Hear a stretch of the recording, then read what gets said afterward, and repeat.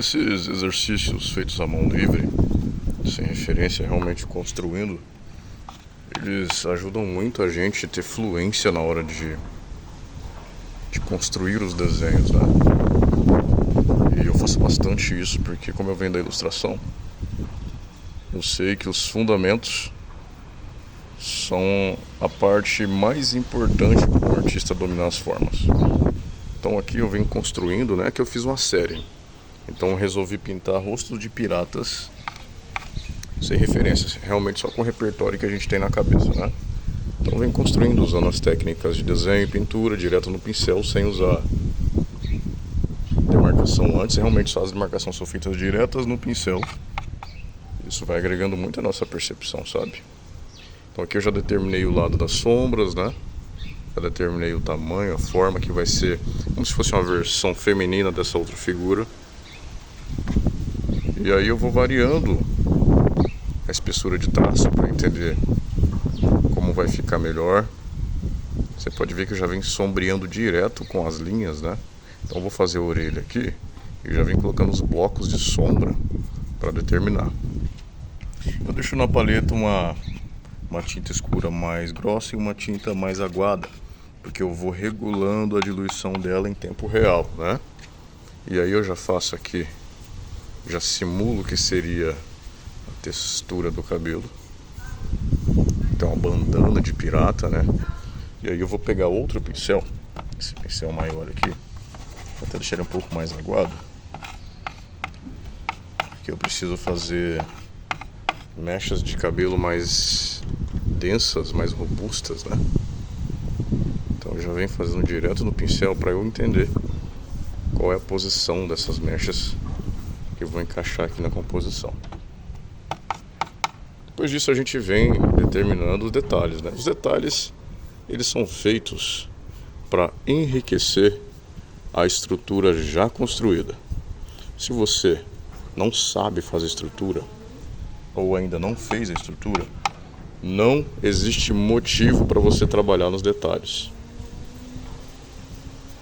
Porque a estrutura ela vem antes, né? Antes de você construir, antes de você pintar uma casa, você precisa primeiro ter as paredes prontas e preparadas para isso, né? Então aqui eu venho visualizando, colocando mechas no sentido vertical, né? Um pouco ondulado para a gente imaginar uma textura, um cabelo mais, como se tivesse um cabelo mais ressecado pela água do mar, talvez, né? A gente já pensa nesse contexto e já começa a aplicar isso em tempo real. Isso é repertório, isso é observação, né? Toda vez que você vê, tem contato com coisas no dia a dia e depois replica esses desenhos, não replica, mas usa a sua referência mental, né, para as coisas, vai surgindo do seu inconsciente para o seu consciente mais superficial. Enfim, aqui eu vou blocar uma sombra, eu determinei que a sombra vai ficar desse lado aqui. Então eu vou blocar, igual eu já tinha feito uma demarcação prévia, para eu entender se realmente vai funcionar essa iluminação, né? E aí você vem regulando. Você vem colocando tinta clara, tinta escura, conforme você entender que vai ficar próximo daquilo que você quer aprender. Porque estudos desse tipo, ele serve como investigação, né? Então aqui é uma investigação eterna, onde a gente simplesmente fica desenhando e querendo entender cada vez mais o processo, né, e trazendo esse repertório para o dia a dia.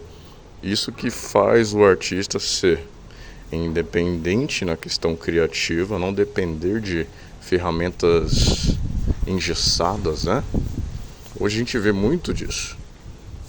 Aqui eu faço a textura das dobras e eu já vou blocar uma sombra desse lado de cá,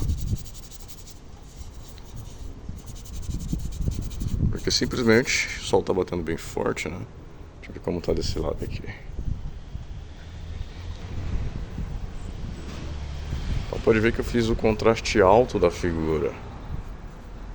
A partir desse contraste alto, eu venho determinando um pouco mais de detalhamento. Isso aqui é um monte de tinta velha que eu uso para fazer estudo. Aqui, ó, juntei um monte de cores que eu já não estava usando, juntei num pote só, coloquei preto e fiz cinza. Aí eu fiz uma paleta de cinzas, onde serve muito bem pra gente fazer estudos como esse aqui, a mão livre no pincel, né? Pincéis dos mais simples, ó, tudo tigre cabo amarelo, alguns condor, uns maiores, outros menores, né? Realmente bem prático, você encontra em qualquer lugar. E lá na comunidade eu mostro essa praticidade que você tem que ter em estudar. Aqui colocando um pouquinho da personalidade, a Mona Lisa aqui de olho aqui do lado. Enfim, você ter, né, uma condição prática de estudar, isso facilita que você tenha constância. A gente sabe que a constância nos estudos de desenho e pintura são muito importantes, né?